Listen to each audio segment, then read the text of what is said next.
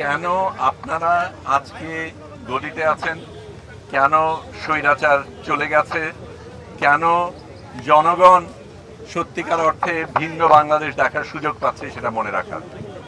আপনারা সংবিধানের কথা বলেছেন, সংবিধানে অনেক কিছু আছে, যেটা নেই সেটা হচ্ছে গণ অভ্যুত্থান, যেটা নেই সেটা হচ্ছে বিপ্লব, যেটা নেই সেটা হচ্ছে প্রধানমন্ত্রী পালিয়ে যাওয়া।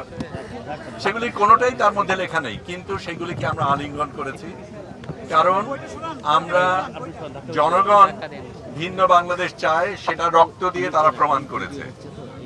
আপনারা গদিতে আছেন সেটাও কিন্তু জনগণের রায়, এবং আপনারা যদি সেই রায়টা গ্রহণ করতে পারেন, অন্য রায়টা গ্রহণ করা হঠাৎ এত কঠিন হয়ে যায় কেন সেটা আমরা বুঝি না। এটা নিশ্চয়ই সত্য যে যা বলা হচ্ছে তার সবকিছুর সাথে হয়তো আপনার মত না মিলতে পারে।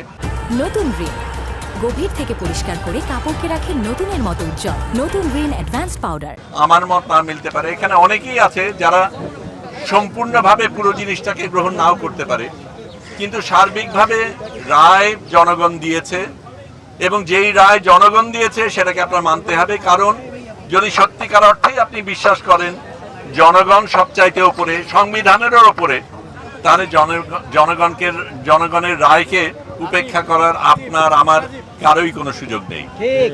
কারণ সেটা যদি হতো তাহলে তো স্বৈরাচার সেই কাজটাই করেছে। স্বৈরাচার এতদিন ছিল কি কারণে?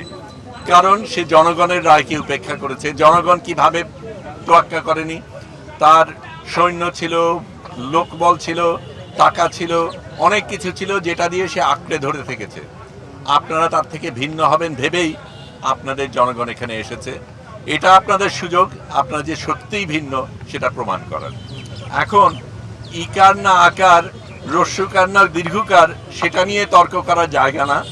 এখানে জনগণের সাথে আপনারা আছেন, এটা প্রমাণ করার সময় সেটাই আপনারা করবেন আমরা আশা করি।